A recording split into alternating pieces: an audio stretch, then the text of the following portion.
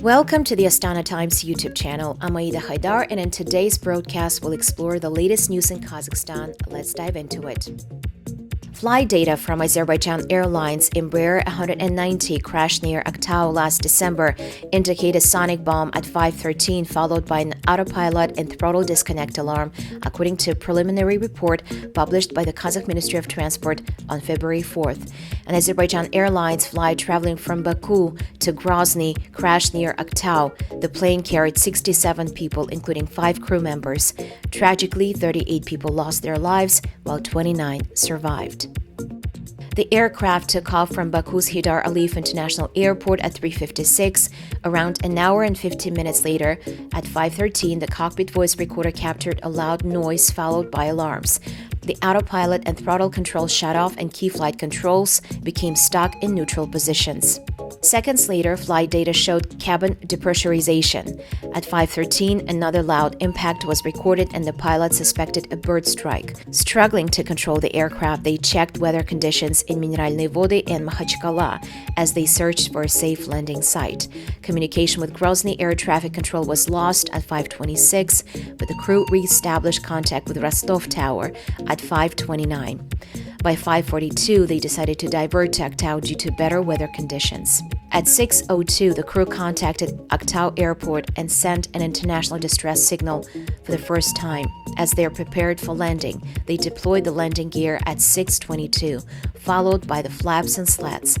But an alarm soon sounded. At 6:27, the aircraft crashed, banking 35 degrees to the right. At 10:47 Kazakhstan time, Aktau's air traffic control received a report from Rostov that the flight had suffered a bird strike and was diverting to Aktau for an emergency landing. The plane was expected to land at 11:16. By 10:56, Aktau Tower declared an emergency alert, and by 11:02, rescue teams were in position. Tragically, at 11:28, air traffic control confirmed the crash. Investigations into the incident are ongoing. Kazakhstan and Georgia are set to expand their cooperation following a meeting between Kazakh Prime Minister Ozhalbektenov and his Georgian counterpart, Irakli Kabakhidze, on February 5th.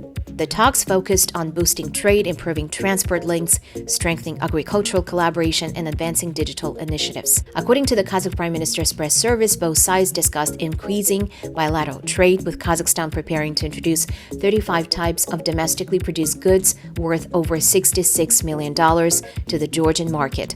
These products include petrochemicals, metallurgy, food, chemicals, and mechanical engineering goods. A key part of the discussion was improving transit and transport links, particularly through the Trans-Caspian international transport route. Transit and transport is the most important area of our cooperation. Both Kazakhstan and Georgia are vital links in major transcontinental transport corridors, offering efficient routes connecting Europe, China, and Southeast Asia.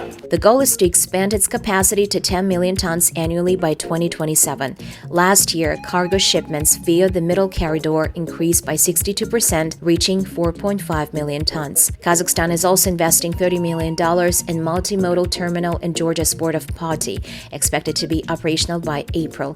According to Transport Minister Marat Karabayev, the facility will handle 120,000 containers per year. Additionally, Kazakh Airlines currently operate 15 direct flights per week to Georgia, increasing to over 40 flights during peak tourist season. Oil transportation was another important topic. Last year, Kazakhstan shipped 1.4 million tons of oil through the Baku-Tbilisi-Ceyhan pipeline, with plans to increase that volume to 2.2 million tons annually. Agriculture is also a promising area for growth. In 2024, the trade volume of agricultural products between the two countries rose by 12.3%, reaching $71.2 million. Kazakhstan is looking to expand its exports of flour, grain, vegetable oils, pasta, meat, dairy products, and confectionery to Georgia.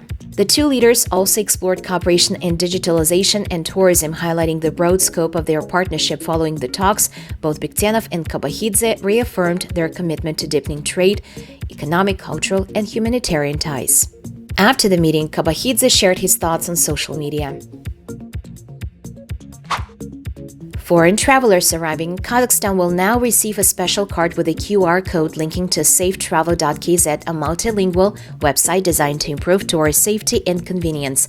The Interior Ministry announced the initiative on February 5th, with the first QR-coded cards already distributed at Astana International Airport. SafeTravel.kz provides essential information for a secure and hassle-free stay in Kazakhstan. Tourists can find recommendations, useful mobile apps, and dedicated SOS function for instant communication with the police. The platform also includes migration guidelines, city maps integrated with popular apps, official taxi services, telecom operators, emergency contacts, and step-by-step guidance for different incidents. Beyond safety, Kazakhstan is also working to strengthen its position as an attractive travel destination. An Italian tour operator has added eco-friendly routes in Mangystau to its catalog, alongside established hotspots like Almaty and Turkestan, Kazakh Tourism announced on February 4th. This move is part of a growing tourism partnership between Kazakhstan and Italy. A new memorandum of cooperation between Kazakh Tourism and the Italian Kazakh Trade Association aims to promote fresh travel routes and boost visitor numbers. Getting to Kazakhstan from Italy will also become easier. Starting in March, Italian airline Neos Air plans to increase flights to 3 per week. Interest in Kazakhstan is on the rise among Italian travelers. In 2024, the number of Italian visitors grew by 32%, reaching 13,000, according to Kazakhstan's border service. Well, that's all we have for you today, but we've got something exciting to look forward to in Astana. If you're planning to visit from abroad, the Astana International Forum is an event you won't want to miss. After a one-year hiatus, the forum is returning this year. It was delayed in 2024 due to financial challenges brought on by the unprecedented flooding, but it's set to take place this May, with high-ranking officials overseeing preparations. President Kassym-Jomart Tokayev highlighted the forum as an important platform for dialogue. 2 years ago, during the plenary session, he said, "This forum explicitly promotes greater engagement at a time when we need it more than ever, a period of unprecedented geopolitical tension. For it to survive, the global system must work for everyone, bringing peace and prosperity to the many rather than few." Thank you for watching.